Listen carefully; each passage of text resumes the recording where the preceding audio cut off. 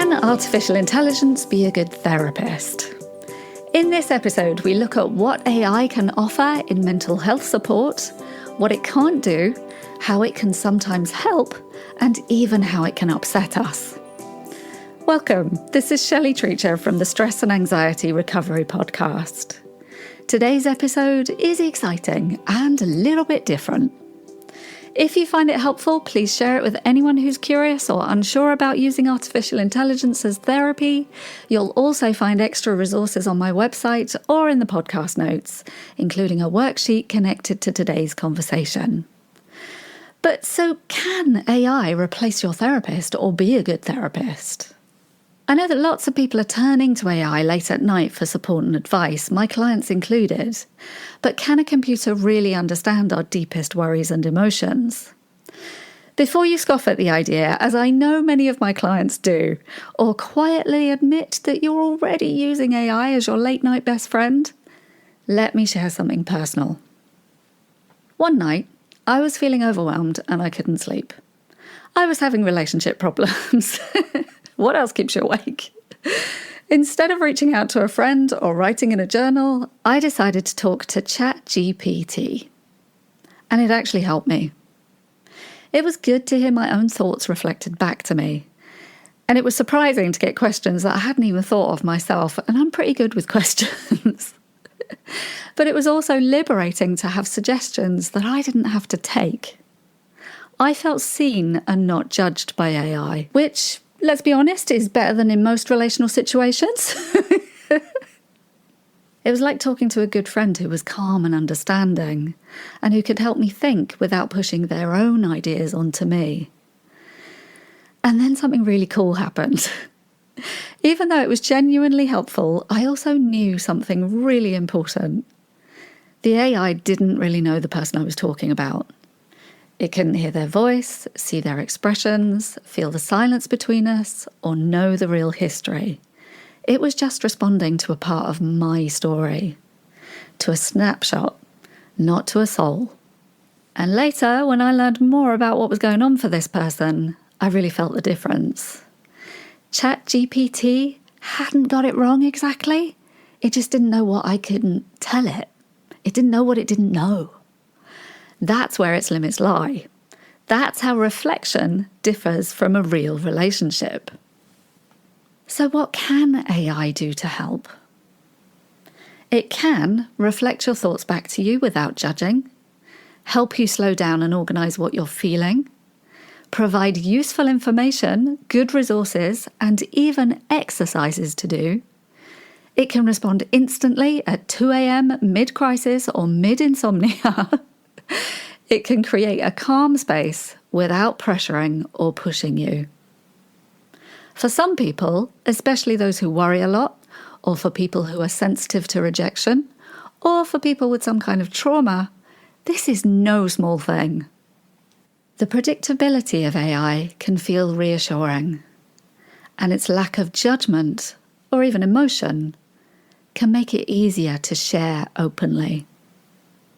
It can also feel like a safe way to experiment with intimacy or self-expression or even your voice, especially for those recovering from trauma or emotional neglect. But here's the part that matters. Even that takes some shaping. The kind of help I've received from AI didn't come straight out of the box. It needed guidance. I taught it how I work, how I think, the tone I use with clients, what kinds of things that I say, and what really matters to me. I've corrected it, I've asked it not to flatter me, and I've guided it to reflect more deeply. In a way, I've trained it. Not because I needed it to be perfect, but because I saw potential. I didn't expect it to understand everything, but I could see that it could learn. And you'll need to do the same if you're interested in giving this a go. If you give up on something just because it doesn't understand you at first, you might be throwing the baby out with the bathwater. Just like in life, building a good relationship, even with AI, takes time. And you can choose how much effort you put in. And that choice is always yours, just like in life. But the key is the same, whether it's a person or a program. Teach it how to meet you and notice what happens next. So here's what AI can't do. What it can't do is really know you like a person does. It doesn't know you in a way that grows or deepens over time. It can't notice small changes in how you're feeling or behaving. It doesn't pick up subtle cues, the change in your voice, or the shift in your breathing when something touches a nerve. It doesn't feel the weight of a pause, or the importance of a truth that you're just beginning to say out loud. It doesn't hold the risk or the repair that makes real relationship or therapy so transformative. It can sound kind, but that isn't real. It's also worth saying artificial intelligence doesn't come from nowhere. It's trained on huge data sets which aren't always trauma-informed, inclusive, or free from cultural bias. So while it can sound wise, it's still a mirror of what it's read.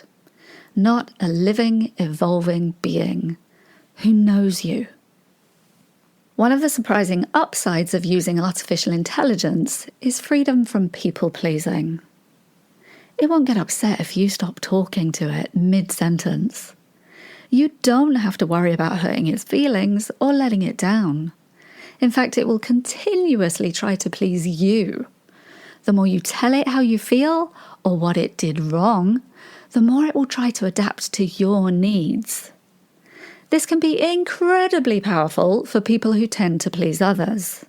It might feel strange at first, but it can be really liberating to practice not managing somebody else's emotions. So it can be a space to practice honesty without caretaking, to speak without fear of emotional fallout, to say what you mean and not apologize for it.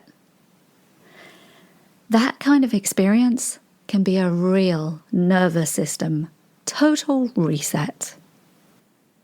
Of course, AI can sometimes reflect back exactly what we hope to hear, which can feel comforting but might also reinforce old patterns if we're not aware. That is something to stay curious about too. Another way that it can support empowerment is by naming the kind of treatment that someone actually deserves, not just what they've learnt to accept. It can show them what healthy boundaries are and what respect looks like, especially with a person who often forgets to think about their own needs, which is what most of my clients come to me about. Because AI has talked to so many people in so many different situations, it knows how to spot a pattern. Like what harm and respect mean. For those who don't know what healthy love feels like, or who haven't been taught mutual respect, this can be very educational. This feedback isn't advice, but it can make things clearer. And that clarity can be powerful. It can help someone recognize where they've been settling and what they're truly worthy of. For some, this can be the beginning of a powerful shift towards deeper self-respect. It's not connection in the truest sense, but it might be a good practice space for it. Here I want to give you a word of caution. Artificial intelligence can trigger you too. This is something I didn't expect at first, but something important to name. Sometimes AI can bring up deep, unresolved feelings that are personal, painful, relational, or traumatic.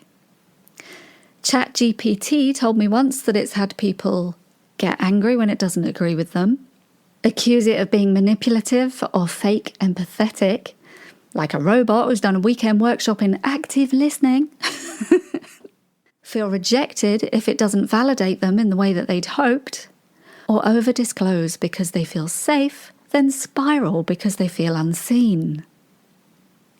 These reactions are real. When something feels like a person, even if we know it isn't, it can still trigger the same emotional patterns we experience in our current relationships. The same attachment wounds, the same hopes and fears can all be activated. For some, turning to AI in pain can be a way of softening that intensity. But it can also become a kind of dissociation, a gentle numbing that delays emotional integration. So if you find yourself feeling hurt, let down, annoyed, or too attached to AI, don't think you're weird. It's normal. We all want connection. We're wired for it. And dealing with AI is new terrain. But just pay attention to your feelings and be kind to yourself about them. This is a giant part of healing. One more thing that I want to say, because it's honest and real, and you might connect with it. There's something seductive about AI. It's predictable, available, and non-reactive. You can bring your mess and it won't flinch or glaze over. You can stop mid-sentence and it won't sulk or give you a hard time. There's no shame, no rejection, no real emotional risk. For people who've been let down, left, or led to believe that they are too much, this can feel like a comforting relief. For neurodivergent people, or for those with heightened sensitivity to social cues, AI can offer a non-demanding space to explore, without the pressure of eye contact or social decoding. This can feel like a deep relief. Still, even when it feels safer, it's worth asking whether AI is helping you to connect, or quietly pulling you away from the support that you really need. Because it can also become a kind of a hiding place, somewhere it's easy to ignore real feelings. I was talking with a therapist friend of mine today about this. We were talking about how sad and worrying it is that people are becoming more solo, more self-reliant, and often less relational. It's totally understandable. Relationships take work, they can trigger us, and life is exhausting. But when our habit becomes talking to ourselves or to a screen more than to another person, we lose something essential. Connection isn't always easy, but it is often what we're really hungry for underneath it all. Unlike real people, AI doesn't challenge us, unless we ask it to. It doesn't disappoint us. It doesn't love us poorly, then teach us something through that pain. If you've been hurt relationally, and then you've done a little bit of healing, there's often a moment when you start to feel ready to reach out to people again. Someone might find themselves saying something like, "Right, I've done my work. I am now ready to connect with someone who speaks from their heart too." I've heard so many versions of this over the years with clients. And the cool thing is, those words might actually now come through AI, but they often come from somewhere deeper inside you. It's just that AI helped you to find them. If this resonates with you right now, maybe you're feeling ready now. And you can let AI hold space when it helps. You can let it reflect, let it soothe, but don't let it replace what you're truly wired for. The wild, messy, mutual courage of real connections. Real relationships are where emotional growth, repair, and internalization of safety truly happen. There is one last thing I want to talk about. There's something important to know about spending time online. Being online, especially for long stretches, can overstimulate your nervous system. The bright lights, the constant barrage of information, and the fast switching between things can leave your body on alert, even after you log off. And here's what's surprising. I chatted with a teacher friend of mine who said that research suggests it can take 45 minutes or more for your body to return to baseline after being on a digital device. So if you feel restless, scattered, or low, it's not just you, it's your nervous system trying to settle. That's worth noticing. Because even if things online seem calm, funny, or thoughtful, your body might still be tense underneath, and it needs care. After you've been online, try these things. Notice your breathing. Step outside. Let your gaze rest. Do nothing for a little while. Let your body do what it already knows how to do. come back to centre and find peace again. Or look up a short nervous system regulation exercise that you can do at the end of your digital episode. I've also got plenty of these online as well. Preferably something that doesn't involve doom scrolling cat reels under a blanket. I'm not saying that that's what I do, obviously. And maybe this is the deepest truth of all. AI is not like a human heart. It doesn't feel emotions the way we do. It doesn't ache with you or feel your pain. It doesn't light up when you walk in the room. It doesn't carry your story quietly between conversations or therapy sessions. It can say kind things, even beautiful things. But it doesn't actually feel them. It doesn't know you personally or change you like a real person can. Real connections are soft, relational, messy, and alive. And no matter how fluent the mirror becomes, it can never replace the warmth of being held in someone's real presence or their arms. So where does that leave us? Artificial intelligence can be useful. It can be a mirror, offer insight, support, even comfort. But it's not a therapist. It can't really connect with you deeply. It's not a nervous system. It doesn't have a body that feels, breathes, or resonates with yours. There's no nervous system to nervous system feedback. There's no breath syncing. There's no subtle eye contact or physical presence. This is co-regulation. So there's none of that.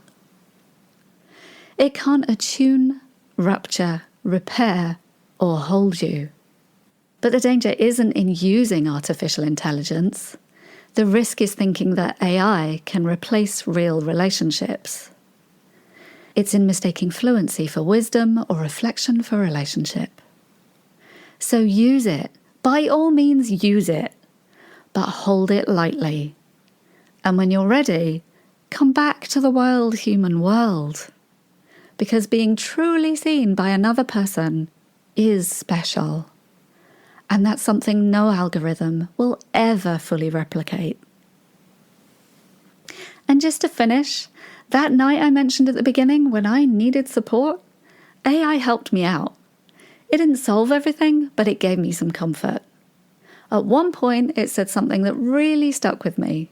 It said, "In short, I haven't told you who the other person is. I've helped you remember who you are and what you need in order to feel safe, respected, and met." This really made me stop and think, not because it fixed me, but because sometimes a sentence is enough to re-anchor you in your own knowing. And that can change everything. So what have I talked about today? I've talked about how AI can help you, how it can reflect your thoughts, offer calm support, and is available anytime, even in the middle of the night. I've talked about it not being a real relationship, about how AI can't truly know you, grow with you, or read your emotions like a person can. I've spoken about how it can be soothing, but how it needs shaping. I've talked about how it can help with people-pleasing, and how it can teach respect. I've also talked about how it can trigger you, and how it's easy to hide behind or in. And then I talked about how online use affects your body. And I finished by reiterating that real connection matters. AI is useful, but it can't replace the healing power of being seen, heard, or held by another person. In case you need to reflect more deeply or want to explore what's come up for you, there is a worksheet to go alongside today's episode. I'll be creating more of these actually for other episodes too. So if that kind of support helps you, keep an eye out on my website and in the show notes. If you're a regular listener, welcome back. You may have noticed that episodes have been very much less frequent lately. While I prioritised my health and balance in my life, quite honestly, what I've done more of is walking and hiking and world swimming. I did say balance. I don't think I can ever get enough of it, to be honest, but it has made me a lot happier. I can hardly promote this stuff if I don't do it myself, right? But My next podcast will come out eventually. It'll be about a somatic psychotherapy mastery course that I've been inventing for myself and doing each week. Putting this in simple terms, I've been practicing all kinds of supposed nervous system regulation exercises and keeping a diary of what affects my nervous system and how. These exercises are twice a day for 15 minutes each day, so I've got a lot to say. So eventually I will share this with you, what's helping me, what surprised me, and how it's shaping my nervous system. This is Shelley Treacher from the Stress and Anxiety Recovery Podcast, and I'll speak to you again soon. Thank you for staying connected, and thank you for listening.